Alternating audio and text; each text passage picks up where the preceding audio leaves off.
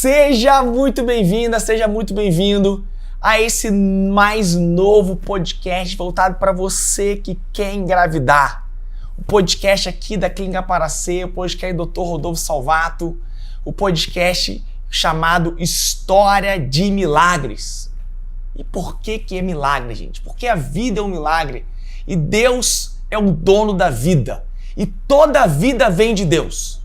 Se você acha e é contra algo da qual Deus pode usar a ciência para criar vida, desculpa, você precisa se atualizar, precisa gerar um upgrade em você para entender de que o dono da vida usa quem ele quer quando ele quer.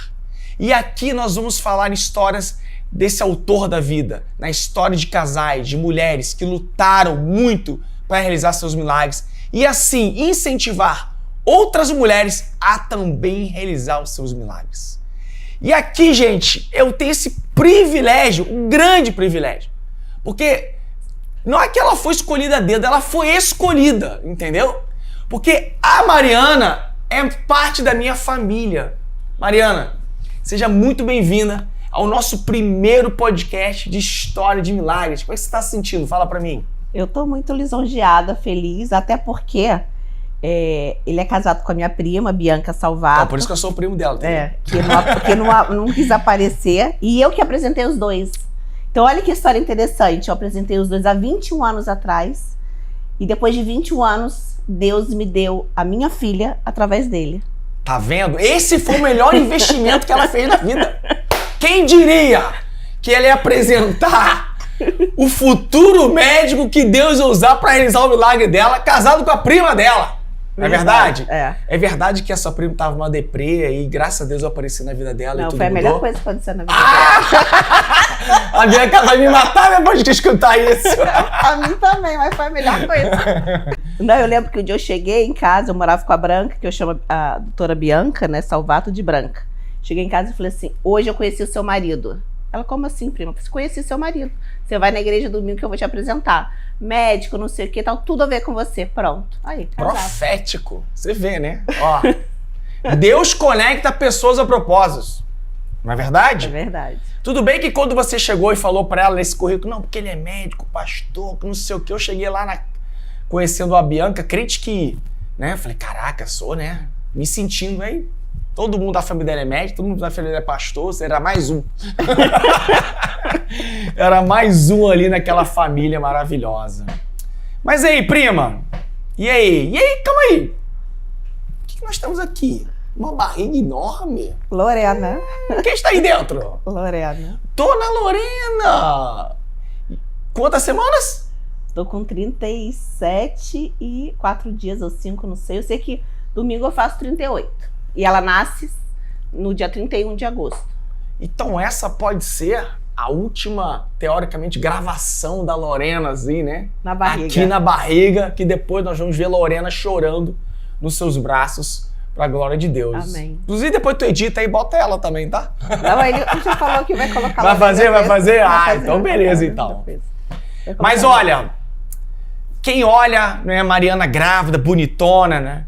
Inchadona, não aguenta mais, né? Vocês quando chegam nessa hora, tamanho né, do pé, que não o dá tamanho pra do ver. pé, Tamanho meu do Deus pé, do céu. é igual um pão. Vocês vão ver. Quando você assim. chega nessa hora, vocês não aguentam mais, não é verdade? É. Manda tirar logo e o obstetra fala, não vai tirar ainda não, espera um pouquinho, ainda tem que Já amadurecer. tá doida pra ver a carinha. Ela tá com quantos quilos? Tá com, hoje a Branquinha fez a ultra, tá com 3 quilos e 47 Eita. centímetros. Meu Deus, é gordinho, hein? Graças a Deus, gordinho. Gordinho, vai nascer, que Tem tal, uma hein? historinha de perna desse tamanho assim, igual o pai dela. Ai. Mas olha, quem vê a Mariana assim não sabe, como diz aquela música, não sabe o quanto você caminhou para chegar até aqui. E foi uma longa história, né? Uma longa história. Mariana não foi escolhida à toa, gente. A história dela realmente, eu acho que você passou por todos os processos da reprodução humana, Mariana. Passei todos. Eu acho que você experimentou namoro programado, você experimentou congelamento de ovos, você experimentou fertilização in vitro, você experimentou não ter embrião, as decepções também. Você experimentou não ter embrião, você experimentou aborto. Tudo. Embrião alterado. Embrião Meu alterado. Deus. Então, ou seja, Eu acho que esse vai ser o único podcast, então, porque tu já vai contar todas as histórias, ó. Depois desse podcast, o pessoal fala assim, pô, mas e agora? O que a gente tem pra contar depois de tanta história, Ainda não, tem Mariana? mais uma que você vai falar aí. E aí, Oi? realmente eu passei Ainda por tem tudo. mais um pro final. Vai ser segredo. Não vamos falar até a coisa se concluir. Até porque, né? Senão o pessoal vai cortar agora logo. Não vai mais assistir o nosso podcast É mais. verdade, mas tem Porque mais se a gente uma. conta o final no início, Que é o grande entendeu? finale. Exatamente. Dá só uma palhinha para o pessoal ficar curioso, não é verdade? Inclusive, nós vamos mostrar no final a Lorena, como é que ela é. Então você só vai ver no final também como é que ela é, porque ela vai botar cenas aí, né? Dos próximos capítulos. Próximos capítulos. Mas tudo começou, prima, quando você decidiu congelar ovos, não foi? Foi. Quantos anos você tinha? Eu tava com 32 para 33, se eu não me engano. Por aí. Porque não tinha perspectiva, né, até então de... Enfim. Não tinha aparecido o Príncipe Encantado, né? Agora apareceu ele, é Até maravilhoso. tinha lá uns ogrozinhos, né? Tá, não sei o Não, quê. mas o príncipe ainda não tinha chegado, Não, chegou depois. você tava lá sendo enrolada lá, né? Com os caras lá e tudo mais. E aí a Branca, a doutora Bianca, né, e o Rodolfo falaram para eu congelar, para poder garantir eu conseguir ter a minha filha, né, ter meus filhos. E assim a gente fez. E aí tudo começou. Tudo começou Hoje com eu tô de com ovos. hoje eu tô com 43 anos, tá, pessoal? Só para vocês saberem que eu não sou garota. 10 anos quase se passaram desde que você decidiu a congelar os ovos, né? E o que te motivou, e é o que a gente deixa como recado já, né, para quem tá nos assistindo aí e ainda também não tem uma expectativa, né, de casar, ou então tem um príncipe encantado e tudo mais, é que você decidiu preservar sua fertilidade naquela época, né, com os ovos ali, com 32 anos de idade. Até porque, assim, né, eu sempre pensei, a gente não faz seguro de carro, a gente faz seguro de casa, a gente faz seguro de tudo, por que não fazer o seguro do nosso corpo, né? Para quem realmente quer ser mãe. E o sonho da minha vida sempre foi ser mãe, isso sempre. Então, quando eu me deparei com uma idade, né, que a gente, infelizmente, a mulher envelhece, não tem o que fazer por dentro, né? A gente pode fazer tudo por fora, mas por dentro a gente envelhece. É isso que eu falo. Tem muita gente que chega lá e fala, não, doutor Rodolfo, sou super saudável, como tudo, não sei o quê. Realmente, a mulher tem 41, parece ter uns 32. Só que aí eu falo, minha filha, mas os seus ovinhos não são tão bons assim. Infelizmente, envelheceram. E não tem botox pra óvulo, né? Infelizmente. Ainda não tem, né? Vamos ver mais pra frente. Só se parar no tempo, então. Mas ainda não tem. Tem algumas coisas surgindo aí, mas vamos ver. O fato é que hoje a melhor maneira de você preservar a sua fertilidade é congelando os ovos. E você congelou cedo, né? Com 32 anos de idade. Congelou quantos ovos? Como é que foi o processo? Foram 9 óvulos. 9 óvulos. Eu não quis fazer o duplo estímulo, que é uma coisa que eu me arrependo. Eu acho que eu poderia ter feito, mas eu também não sabia como que era o processo, né? Mas eu acho que há 10 anos atrás não tinha muito, não. Mano. Não? Não. O duplo estímulo começou em 2018, 2017, por ali. Ah, tá. Isso era o quê? 2004 menos 10, 32, 2015? Por aí, né? Por aí. 2015, 2016. Não estava muito divulgado assim, não. Ah, tá. Enfim. Na verdade, você ia congelar mais, teoricamente. Mas iria congelar mais pra, né, enfim, ter mais possibilidade de ter mais embrião e tudo mais. Mas eu acabei não fazendo. Fiz uma e... mas estatisticamente, você estava segurado. Porque eu era... 32 anos, 9 ovos, a sua chance de ter o embrião normal era mais de 80% a 90%. Então, assim, você estava segurado. O grande problema é que as mulheres não entendem, é que quanto mais a idade passa, mais ovos elas vão precisar para ter mais esse seguro com ela, né? Então, assim, tem muita gente que fala, eu só posso congelar até os 35 anos, porque é quando meio que, teoricamente, vira aquela chave para você ter aí uma qualidade de embrião. Só que não é assim, gente. Na verdade... não é uma receita de bolo. Não é uma receita de bolo. Quanto mais velha você é, mais ovos você vai precisar. Exatamente. Então... E pior vai ser a qualidade. Exatamente. É por isso que a quantidade compensa a qualidade. Porque aí você vai ter uma quantidade maior para compensar essa qualidade que você vai perdendo com o tempo. Bom, você congelou seus ovos, ficou feliz? Como é que foi o processo? Foi tranquilo? Foi tranquilo. Eu lembro que eu fiquei Você lembra, né? Eu lembro, fiquei na sua casa para tomar as injeções, porque eu não conseguia, ficava com medo de me aplicar na época. A Bianca até chegou a me aplicar algumas injeções.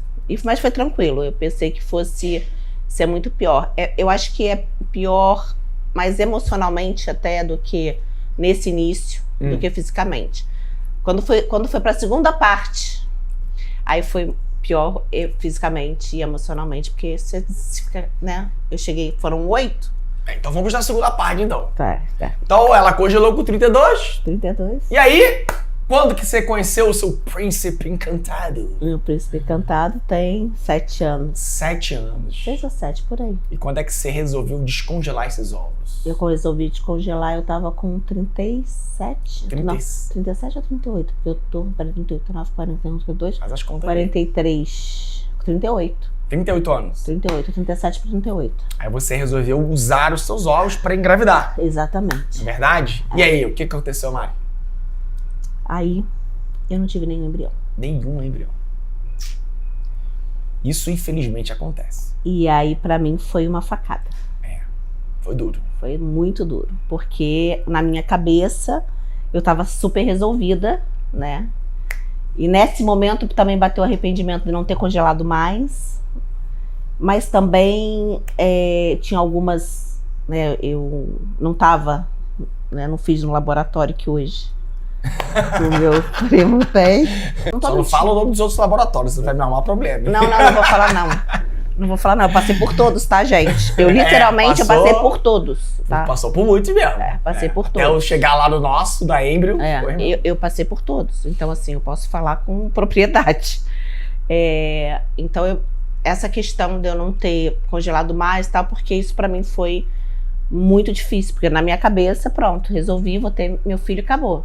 Só que não. Mas assim... Aí começou a minha saga. Mas você não tinha culpa, teoricamente. Não, Ninguém congelando 9 ovos e imaginar que eu não ia ter embrião. Tipo, assim, foi uma coisa que é muito raro de acontecer isso, né? Eu tô querendo desanimar você não, tá congelando não, mas ovo, o que eu tô falando é que, até para as mulheres, né, que pensam em congelar, para poder fazer um duplo estímulo, para poder congelar, óbvio que dentro do poder aquisitivo e tudo mais, congelar o máximo que puder, porque é importante. Sim. Não, até porque também, Mari, as técnicas mudaram, né? Quando você congelou lá em 2016, 2017, o meio de cultura, a maneira é totalmente diferente de hoje. Hoje eu acredito que talvez isso não aconteceria com você. Eu acho que é até medicação, né? As coisas mudaram muito nas técnicas de congelamento de óvulo.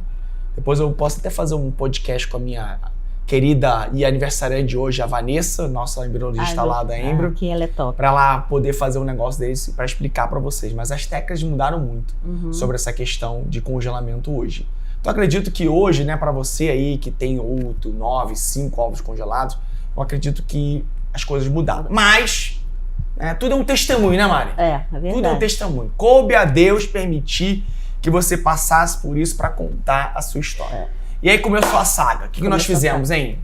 Aí depois não teve nenhum. Aí vamos partir para fertilização. Vamos partir para o novo estímulo. Para o novo estímulo. E aí fazer a fresco lá com isso. O sêmen do príncipe encantado, do maridão. Do meu marido. Aí assim nós fizemos. Aí eu fiz todo o tratamento tal para poder colher os óvulos e fazer a fertilização a fresco. Também para nossa surpresa. Não tivemos embrião no primeiro também. Não tivemos embrião. Aí eu falei, meu Deus do céu, por que será? Tá, não vamos desistir. Perseverante. Aí eu falei, não, primo, agora eu não quero fazer fertilização, não. Eu quero fazer namoro programado. Não sei quem sabe o que é. Explica para quem não sabe o que é namoro programado. Pode falar o que é namoro programado. Você toma as mesmas injeções, tudo certinho, faz o tratamento, só que você programa para ter relação com seu marido, enfim, com seu parceiro, no dia certinho para poder engravidar. É isso aí. E assim eu fiz e engravidei. Só que o que aconteceu? Eu perdi. Eu tava com 11 semanas, eu vim para escutar o coraçãozinho do neném e não tava mais batendo. E aí foi fiquei despedaçada. Aí a dor que você achava que já era ruim, piorou. Piorou muito.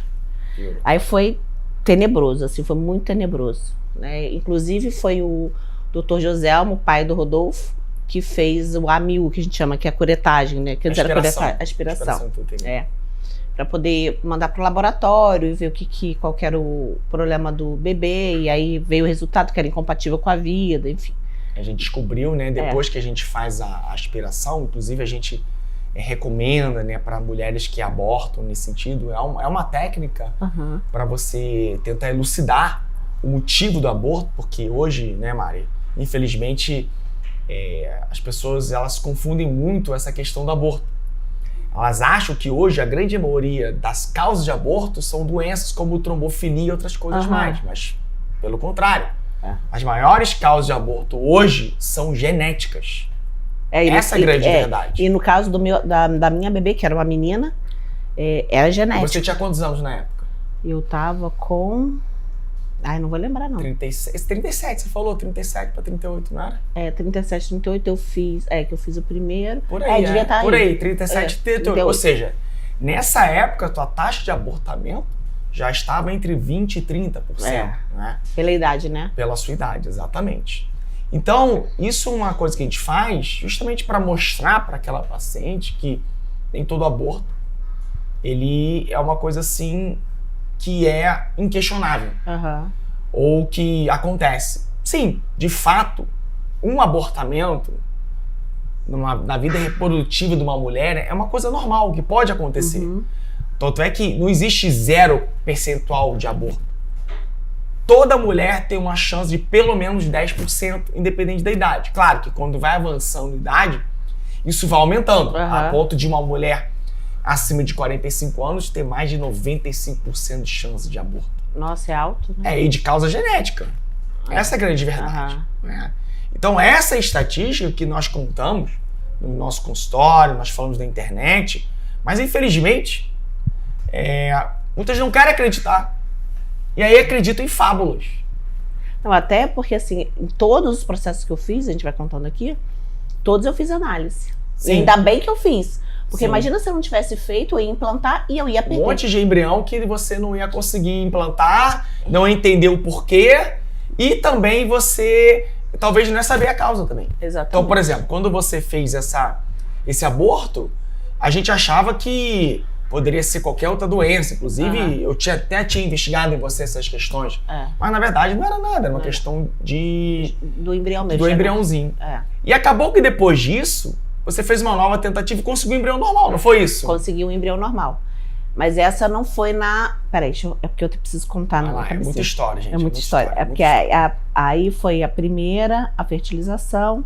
Aí a segunda a gente fez o namoro programado, que eu engravidei, mas abortei. Aí você ficou com receio de namorar de novo. Exatamente. Aí eu não queria mais fazer natural, porque fiquei com medo de justamente eu ter mais embrião alterado e ficar abortando, e eu não ia conseguir superar isso. Porque para mim superar esse aborto foi muito difícil, essa é a verdade, eu fiquei muito mal. Aí fomos para a terceira tentativa. Aí nessa eu também não tive nenhum embrião, fui ter na quarta. Na quarta?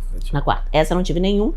Na quarta eu tive um embrião saudável, que aí a gente colocou. A gente congelou, aí eu fiz todo um preparo, né, para que você não abortasse, mas acho que infelizmente o embrião não era de uma tão boa qualidade assim, né? Até porque meus óvulos já não eram tão... né? Sim, a idade da paciente, mesmo apesar do embrião ser normal, também conta nesse sentido de chance de engravidar ou não, como a qualidade. Eu vou dar aqui, tipo, uma dica, né, para você e para todo mundo que tá escutando. Existem alguns parâmetros para entender os motivos do porquê o embrião normal, ou seja, aquele geneticamente saudável, não implanta no útero. Então, o primeiro tem a ver com o grau de quando ele vira o blastocisto. Então, primeira coisa que quando a gente faz a biópsia, a gente não faz a biópsia no D3, ou seja, em 3 dias de desenvolvimento, que é um embrião de 8, 12 células. A gente só faz a biópsia quando ele chega a blastocisto e geralmente o embrião chega em D5. Porém, ele pode chegar em D6 ou até em D7. Esse foi de D7. Então, D7, essa é a grande questão. Quando o embriãozinho chega a D7, é a chance menor dele implantar. Porque ele implanta melhor entre o D5 e o D6, e em D7 ele tem uma menor perspectiva de implantação. O segundo critério é a classificação embrionária. Que ele também não era tão bom. Também não era tão bom. Então, ou seja, Embriões regulares implantam pior. Embriões melhores, com classificação A, B, implantam melhor também, o outro pior. Uma outra coisa que é critério também é a idade da paciente. Você estava com 38 para 39, na verdade? Eu já estava com 39 lá. Então, não era uma idade tão avançada, mas estava numa idade. Mas o critério de idade não era muito para você. Você, por exemplo, implanta muito melhor do que uma paciente com 43, 44 anos, porque afinal 38, 39 também não é aquele desespero todo. Uma outra questão é quando descongela. Porque às vezes o embrião pode mudar a classificação do descongelamento. E aí, se ele piora, tem pior prognóstico. Entendi. Se ele melhora ou mantém, fica ok. E por último, tá na técnica da embriologista. Ou seja, a técnica de biópsia do embrião, porque quando a gente faz a análise genética, a gente tira um pedacinho do embrião, ela é muito importante para que você tenha aí uma chance maior ou não de engravidar daquele embrião. Eu só, né, só foi dar efetivamente certo na minha última tentativa que eu já estava no laboratório. Não fala o segredo, calma. Tá. Vamos, segura. Tá, segura, grávida ansiosa, né? Grávida muito, gosta eu de já falar tô muito logo, ansiosa. Já tá ansiosa pra ver a Lorena, uma série de coisas, ela quer contar tudo, calma. E aí a gente foi transferir e você não engravidou. E não nidou. Aí também foi outro baque, né? Porque eu tava com muita esperança, não, porque eu preciso só de um embrião, eu tava com muita esperança e infelizmente não nidou. Mas acho que passou um tempo desde que você congelou esse embrião até transferir. Foi. Porque você criou um projeto aí, não foi? Fala pra mim. Conta aí. É verdade. Conta aí. Gente, Deus usa esse sofrimento pra tirar o melhor de nós. Não é verdade? Eu entendo que quando a gente sofre, ninguém quer sofrer.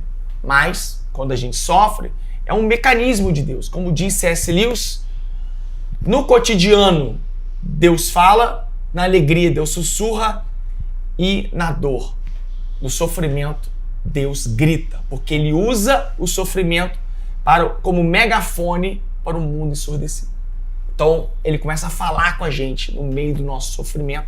Então, vem o Espírito Santo que nos consola, vem pessoas que nos amam, vem as alianças, né, que nós não teríamos, mas começa a ter. Por exemplo, nós somos seus parentes e nós nunca estivemos tão ligados com você durante todo esse processo.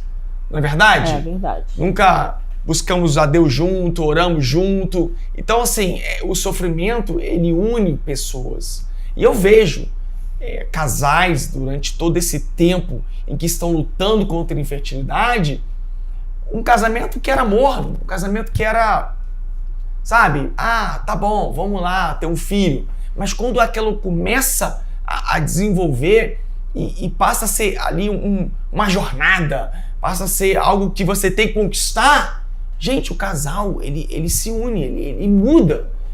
Você percebeu isso acontecendo com o Pablo também, com o seu esposo? Isso no meu próprio casamento, porque assim, hoje eu sei que, né, a gente é casado, enfim, mas o Pablo, ele já tem um filho, né, então isso pra mim é muito representativo, porque ele já realizou o sonho dele de ser pai, e ele tava todo esse processo, todos esses anos comigo para realizar o meu projeto, óbvio nosso, né, porque é a nossa filha e tal, mas meu, assim, de me realizar como mãe, porque ele sabia a importância disso.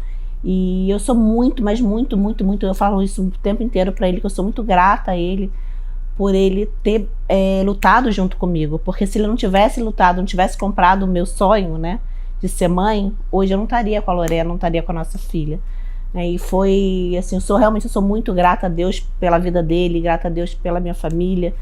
E também tem uma coisa muito importante, que eu sei que Deus, ele faz tudo perfeito, né, e eu nasci dentro da igreja, o meu primeiro pastor também, ele não é, para quem não sabe, ele também é pastor. E eu nasci dentro da igreja, junto com a minha prima, com a esposa dele, com a Bianca, com a Branca. Minha família toda é evangélica, é cristã. E durante muito tempo eu fiquei muito longe de Deus. E esse processo também me fez voltar para Deus. Eu não falo que é para a igreja, mas para Deus mesmo, para o primeiro amor. E hoje eu estou muito firme com Deus, no propósito dele, da minha família, da minha filha, e eu sei que Deus não queria que eu tivesse um filho longe dele, longe dos propósitos, dos caminhos dele. Então hoje também entendo isso. E teve um outro projeto muito grande, assim, que hoje é a menina dos meus olhos, fora minha filha, que é o financiamento, que é a Dr. Cred, né, que inclusive tem aqui na Paracer, que a gente financia procedimento médico, ou seja, tudo que o plano não cobre a gente financia. E esse projeto surgiu através daqui, eu sentada aqui ouvindo as mulheres falando, eu não vou ter dinheiro para fazer o próximo, eu quero fazer mais um, mas eu não vou ter dinheiro, Eu falei, gente, eu vou criar uma empresa para poder financiar para que essas mulheres sejam mães, que saiam de ser tentantes para ser gestantes, né? Isso virou assim a minha bandeira, porque eu sei o que é você tentar e não conseguir. E muitas deixam de tentar por questões financeiras, né? Infelizmente, né? Infelizmente. Mais que a gente ajude, né? Às vezes graças a Deus difícil, não né? não foi a nossa questão, meu marido, mas eu vi aqui. Eu falei, não, eu vou criar essa empresa para ajudar outras mulheres, Deus vai me honrar, porque o projeto de Deus é a família e, enfim, a Dr. Cred foi criada para poder ajudar mulheres a virarem mães. Não só isso, congelamento, enfim, tudo, porque esse é o projeto do meu coração, o projeto que Deus colocou no meu coração. E também foi durante toda essa confusão toda essa confusão. Então, olha como é que Deus faz, né? Ele usa o sofrimento para abrir os nossos olhos para o sofrimento do outro, porque isso é uma empatia.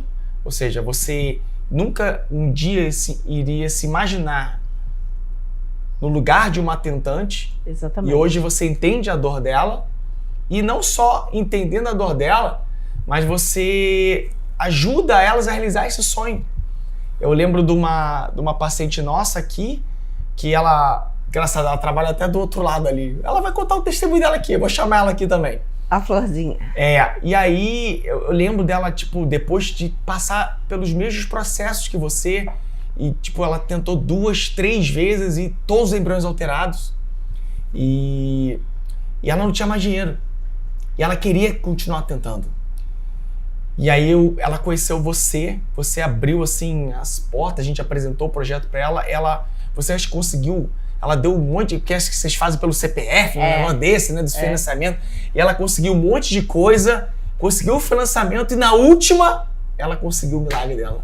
Ou seja, indiretamente você também, né, se torna instrumento de Deus para a realização desses milagres que nunca iriam acontecer se não tivesse essa ajuda, né? Esse anjo financeiro também na vida dessas mulheres, não é verdade? Mas é por isso também que eu aceitei estar aqui, né? E para contar toda a minha história, porque não se encerra aqui, para poder ajudar realmente outras mulheres, outras famílias, para as pessoas poderem ter a ideia, né, ter a noção que é possível, né? Para não desistir, né? Que é possível, que eles estão aqui para poder ajudar e que é possível que, se você perseverar, você vai conseguir.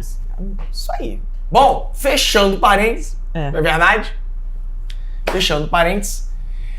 Nós depois tentamos mais algumas vezes, porque eu lembro que você deu um tempo, ficou um pouco meio assim, tudo mais. Porque eu tava muito ruim de cabeça. O Pablo também precisou, o seu esposo precisou também, a gente começou também a investigar ele, né? Porque não é possível que não tenha embrião, uma série de coisas que tá acontecendo. E a gente começou a ver uma série de coisas, né? O grande problema é que você acha que na época já tinha passado por 2 laboratórios e parece que o resultado ele continuou sendo o mesmo, né? Exatamente. Isso que me chamou muita atenção nesse sentido, nada qualidade até dos gametas. Nada tinha mudado e eu também precisei de um tempo para recuperar fisicamente, porque é uma bomba de hormônio, né? Sim. E mais do que isso, emocionalmente, porque eu tava muito abalada, eu não tinha mais condição. Aí, por fim, eu falei, não, mas como eu quero muito, eu fiquei questionando Deus, né? Deus a gente nunca se questiona, mas fui fazer tratamento com psicóloga também, né? Para poder, tomei antidepressivo, isso não tenho nenhuma vergonha de falar, porque realmente eu fiquei emocionalmente muito mal. Até por fim, eu falei, não, é isso que eu quero ter um filho, eu vou continuar. Você estava se sentindo vazia, né? Tipo, às vezes a gente quer matar, que é uma frase que eu tenho, né? Não mate na sua mente o que Deus colocou no seu coração. Deus colocou um sonho no seu coração, que não era só seu, era dele também. E até você não completar esse sonho, Deus iria ficar insistindo. E eu falei para Deus, eu falei, Deus, se não for da tua vontade, tira isso do meu coração, mas não saía nunca. Eu falei, Mas ele não tira. aí pronto. Deus não vai tirar isso. É dele, como é que ele vai tirar? Mas eu pedia pra poder parar de sofrer. Ainda bem que Deus nos obedece, né? Ainda bem que Deus, ele é Deus, ele não nos obedece. Aí faz a vontade dele. E aí, eu resolvi voltar. A Branquinha também falando muito comigo, resolvi voltar. Então, daí eu fiz mais uma, que foi a 5ª. E nada. E aí já estava na Embrio, não era ou não? Não, ainda não. Ainda não? Ainda não. Rapaz. Eu fui da 6ª, 7ª e 8ª que eu tava na Embrio, mas a 5ª ainda não tava. Aí, na 5ª, nada. Não, na 5ª não teve embrião? Não teve também? embrião. Não, também não teve. Aí, quando a gente foi pra... Aí mudei, né? Aí surgiu meu primo, pela graça de Deus, montou o laboratório. Aí a gente mandou segura aí que a gente vai montar o laboratório. Exatamente. Né? Aí eu fui viajar, fiz aí pra ela essa cabeça. espareceu um pouco aí nesse 1 ano e meio aí, mais ou menos. E aí ele falou, não, vou montar o laboratório, vem uma embriologista muito boa, muito top, vai ser o laboratório mais top daqui, questão de tecnologia, ela é muito boa. Então eu falei, então tá, vou esperar. E assim esperei. E aí resolvi fazer, aí fiz a 6ª tentativa e a 7ª com duplo estímulo. Nós tivemos embrião. Mas nisso você também tentou melhorar algumas coisas, não foi? Melhorei a alimentação, eu fui procurar uma nutri especializada em fertilização, uma endócrino também, enfim, várias outras coisas para poder ajudar no processo. Tudo que podia ser feito, gente, tudo que vocês possam imaginar que podia ser feito.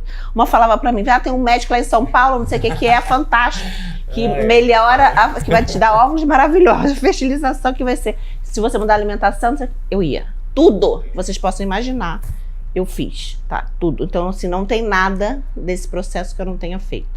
Só um parênteses. Se eu faço, que não fez nada. Deixa eu completar esse parênteses, né? Olha como é que as coisas são. Não que eu desacredite desses tratamentos, tá, gente? Mas vocês têm que tomar muito cuidado com essas falsas promessas na internet de profissionais que, às vezes, têm até uma intenção boa, mas não contam a história completa. Entendeu? Então, assim, hoje é legal você se alimentar melhor, fazer exercício. Cara, isso ajuda muito. Mas cuidado com essas promessas de assim, você que tem 45 anos vai ter um óvulo de 30. Isso não existe. Não existe. Tá? Não existe. Entendeu? Você que nunca teve embrião normal, agora você vai ter, cara. Também não existe. Porque existe uma coisa, né, Mari, que é a questão da estatística.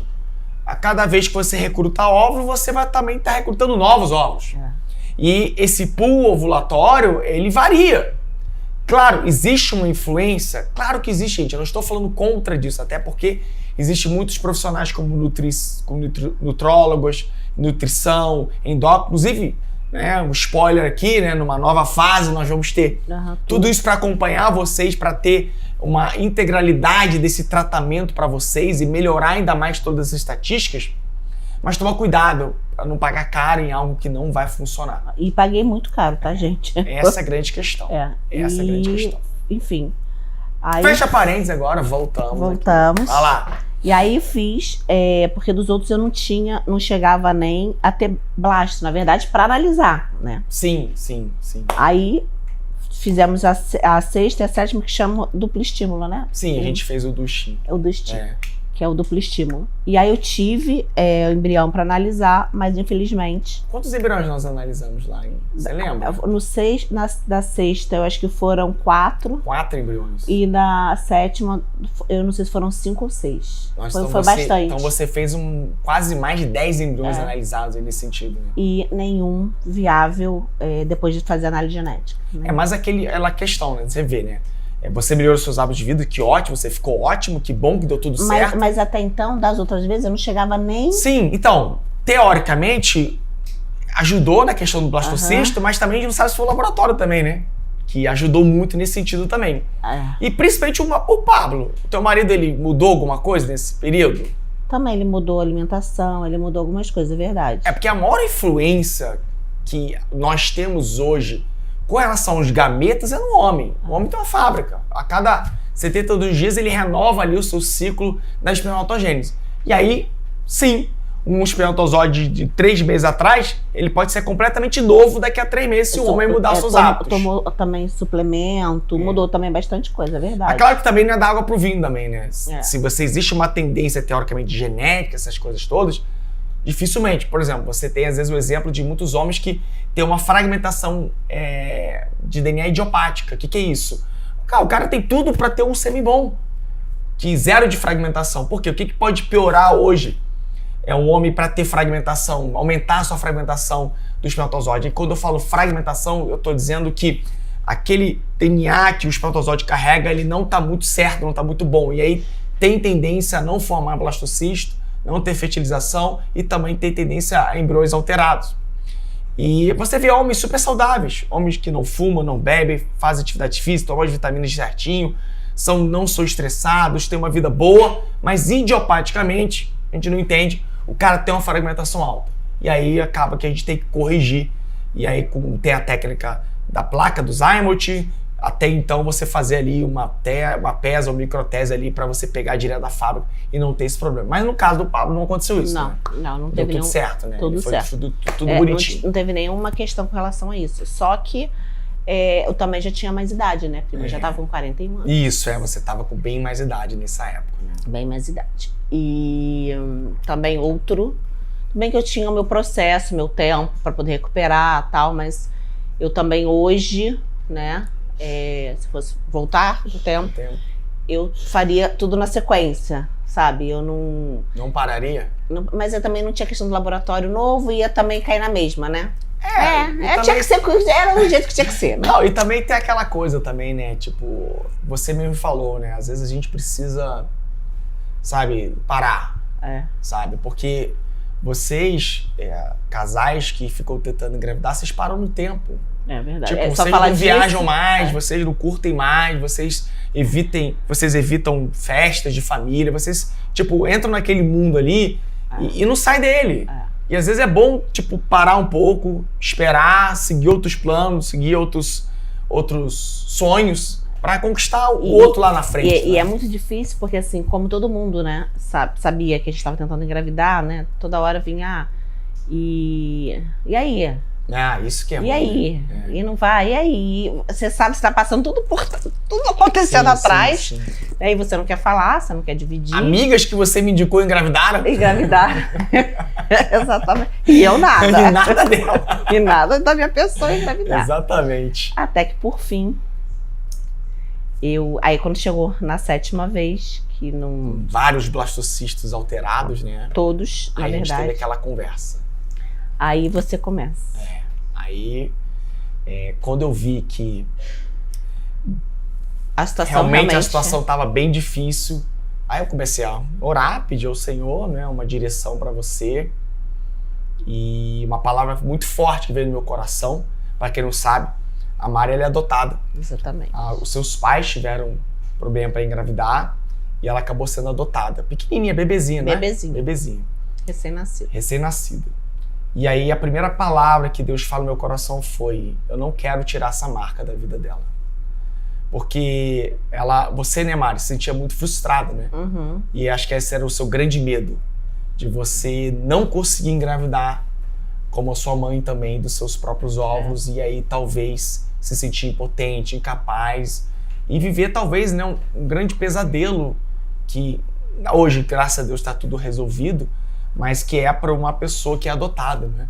Você viveu seus conflitos, né, na adolescência e tudo mais. Eu soube desde pequena que eu era adotada, e fazer uma ressalva que eu nunca tive nenhuma, na minha família, uma coisa fantástica, assim, a gente é muito unido, né? A família, parte da minha mãe, é muito unido. E nunca teve uma distinção, essa é minha prima, mas ela é adotada.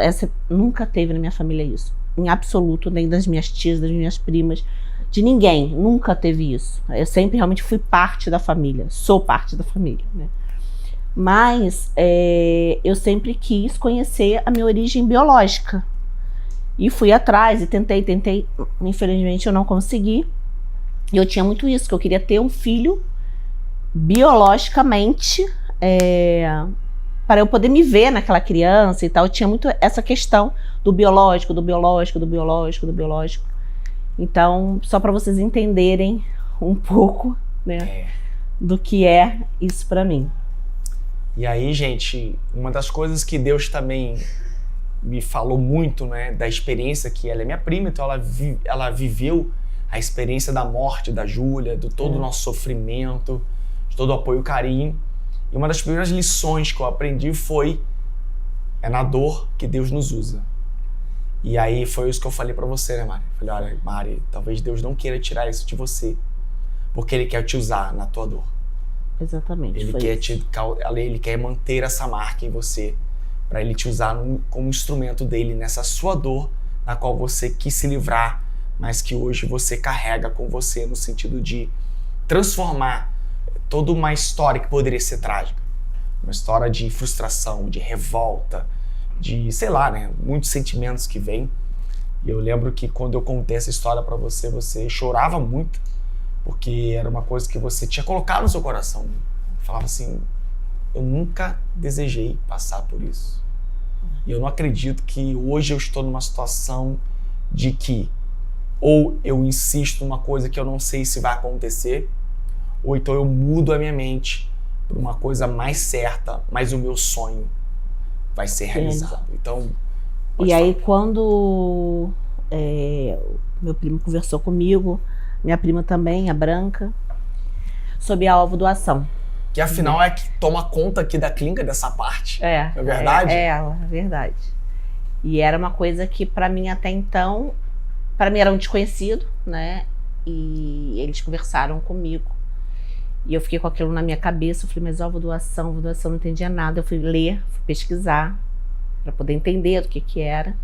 E o meu marido, ele é tão fantástico, que ele virou pra mim e falou assim, porque tem a questão da epigenética, que 20% passa pra criança e tudo mais. Ele veio conversar comigo e falou assim, amor, pensa bem, 50% sou eu, né?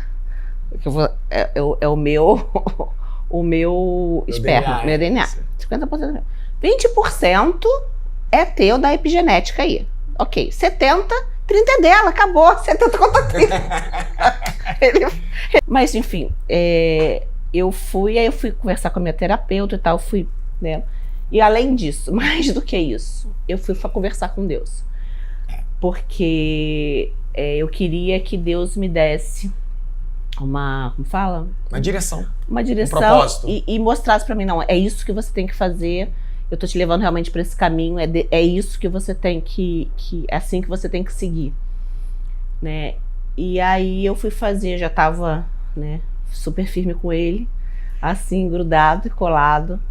E aí passei minhas fotos, porque você passa a foto da sua nenê, né? Passei pra Branquinha, foto adolescente, adulta, pra ela achar realmente uma mulher que seja fisicamente compatível com a mãe, até na questão do tipo sanguíneo e tudo mais. E passei pra Branquinha, e a Branquinha, olha, eu vou procurar e tudo mais, não sei o que. Eu falei, vou fazer jejum e oração.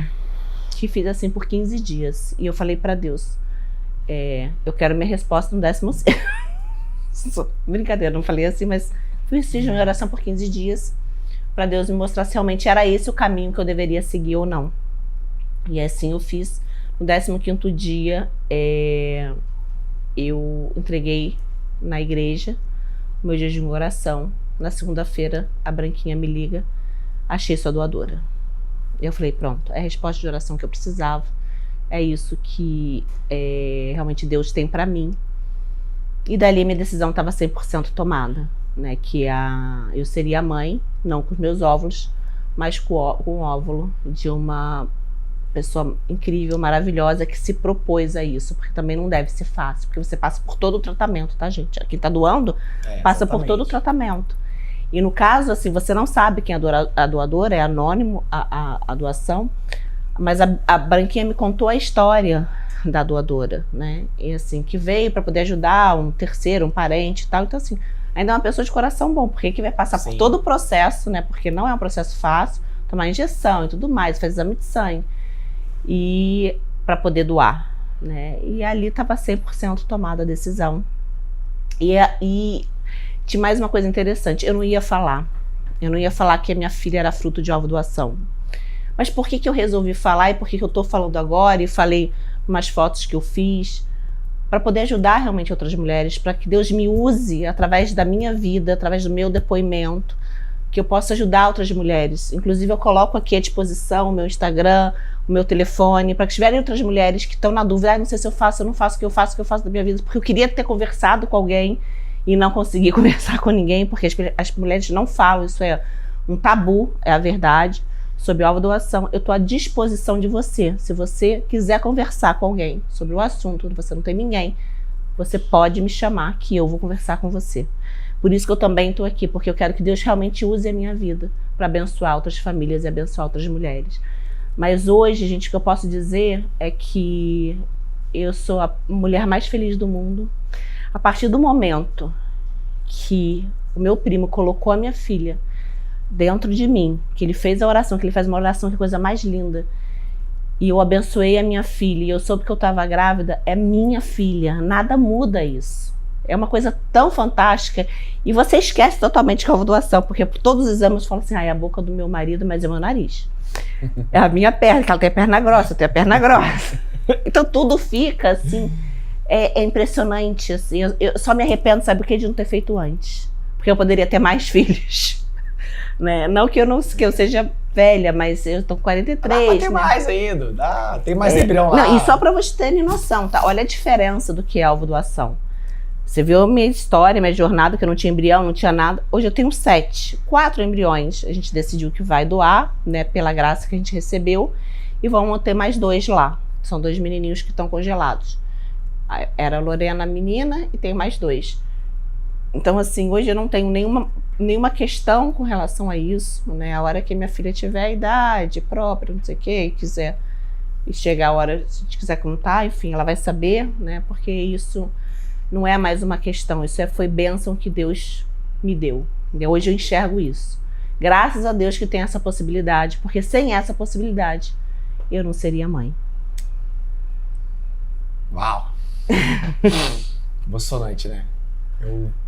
Quando você estava falando aí, eu lembrei das minhas pacientes, né? Que hoje, por algum motivo, desistiram, né, desse sonho, né? Por uma questão, às vezes, muito pessoal. Porque você vai experimentar isso, mas eu já experimento isso, né? E como elas são felizes por ter optado pela ovodoação, ao invés de insistir, perseverar, talvez numa coisa que da nossa cabeça, né? Que não vai fazer diferença lá na frente. Teve uma paciente minha que ela falou uma frase que eu falo muito para as minhas pacientes, que ela fala assim: Dr. Rodolfo, a ovodoação, a teoria, ele é muito difícil de você entender, compreender, mas na prática é fácil, porque quando vocês engravidam, quando vê o bebê mexendo, ultrassom, é surreal. E o bebê nasce, você vai ver ainda, né? Depois a gente volta aqui para fazer com a Lorena, né? Mas daqui a 3 meses, porque os 3 primeiros meses são fáceis. É verdade. E aí você vai falar para ela essa emoção de ter o parto, de ter o bebê no colo. E o que você falou é verdade. A grande maioria hoje que tá com o seu bebê no colo de ovodoação fala a mesma frase. Por que eu não fiz isso antes? E é muito engraçado que eu falava que eu não... Quando eu achava que fazer chá revelação era brega, eu achava que mêsversário era brega, eu achava que tudo era brega. Quando eu demorei tanto para engravidar, quando eu engravidei, eu fiz uma mega festa de chá revelação. O mêsversário da minha filha já está todo contratado. E praticamente de 1 ano. Meu Deus do céu. Eu fiz tudo, fiz quartinho, fiz tudo personalizado, tudo, que eu sempre achava que eu não vou fazer nada disso. Fiz tudo caiu por terra. Não vai ajular muito essa menina não, hein? Vai estragar ela não, que eu não vou deixar não. Não vou não. Mas tudo valeu a pena, e eu sou eternamente grata a Deus, em primeiro lugar, obviamente, porque Ele que permitiu, né? Permitiu que eu apresentasse a Bianca pro Rodolfo, e permitiu que eu tivesse, né, primos tão, assim, qualificados, excepcionais no que escolheram fazer como profissão, porque não é porque é meu primo, porque tá aqui, mas ele realmente, isso é uma coisa que eu sempre quis falar e tô falando agora, que A grande diferença que eu vejo, né, quando é que ele é homem de oração, minha prima é mulher de oração. E isso eu acredito que faz toda a diferença no processo, né? Então, e é sério, assim, sabe? Pessoa séria, correta e de Deus. E eu acho que isso faz toda a diferença no processo. Eu tenho certeza que faz toda a diferença no processo. Então, assim, eu sou muito grata a Deus em primeiro lugar, por eu ter a oportunidade de tê-los como família, pela minha filha e pelo meu marido. Sou eternamente grata a ele por ter, sabe, caminhado junto comigo até o final, não ter me deixado nem um minuto e ter acreditado no nosso projeto de família. Então, eu sou muito grata. E sou grata por estar aqui e ser o primeiro podcast, e eu ser a primeira a falar. E mais uma vez eu me coloco à disposição de vocês. Como tem uma frase que Deus me deu, né? E essa frase foi... Deus me deu justamente depois de uma consulta que eu tive com uma mulher de 47, 48 anos, que já estava tentando, sei lá, uns 15 vezes. E ela queria porque queria fazer com os óvulos próprios. E eu passei a consulta inteira tentando explicar para ela os motivos do porquê que ela deveria ir para a ovodoação, assim, toda essa questão de coisa, de filho e tudo mais. Sabe quando você sente Deus te usando na vida daquela mulher? E aí, eu lembro que depois da consulta, a gente terminou a consulta, era uma consulta online, ele era até de outro estado. E aí, depois eu mandei uma mensagem para ela. Falei, olha, e aí, o que você achou da consulta, né? Eu senti Deus poderosamente me usando na sua vida, falando com você. Eu creio que uma chave foi virada e com certeza o seu sonho vai se realizar. Não da maneira que você sonhou, mas Deus vai realizar teu sonho. E aí ela manda o áudio. Ela manda o áudio, assim, eu odiei a consulta. Mentira! Ela falou isso?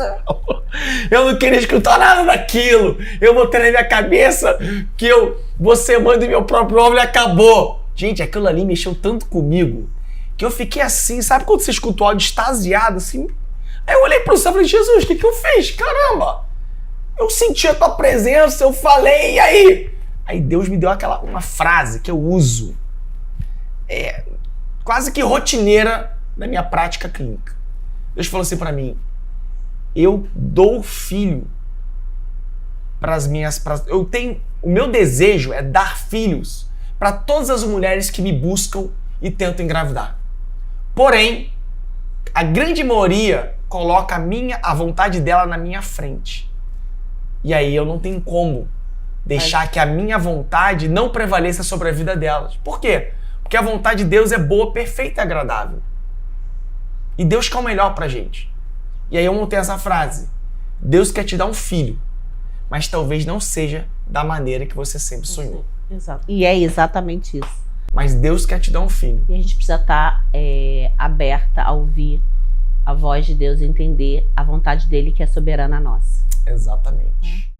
Graças aos meus primos, eu tenho muita gratidão pelo meu primo, pela minha prima Branquinha, por estar hoje gerando a minha filha, que nasce daqui uma semana de 31. Então, Deus realmente ele é perfeito em tudo. Eu os apresentei e hoje eles deram a minha filha, através de Deus. Obrigada. Obrigada por estar aqui, prima May. Prima, a gente tem uma surpresa aqui pra você. Bianca, vem cá, Bianca. Ela vai te dar um presente. A Branquinha vai me dar. Para todos os nossos pacientes. Ela que foi responsável por encontrar sua doadora. Essa é a Branquinha, por fazer a Lorena. Essa é minha prima irmã. Esse lindo body do milagre. Eu não sei se vocês têm prima irmã, mas a gente tem diferença de 27 dias só. Tá, essa é a minha Branquinha. E daqui a mais ou menos uns 3 meses, né? Acho que ela já vai estar usando aí, porque o bodyzinho é grandinho, ó. Olha que bonitinho. Ela vai nascer bem gordinha. Vai. 3 quilos, né, Branquinha? Obrigada por tudo. Eu amo vocês, tá? Amo vocês.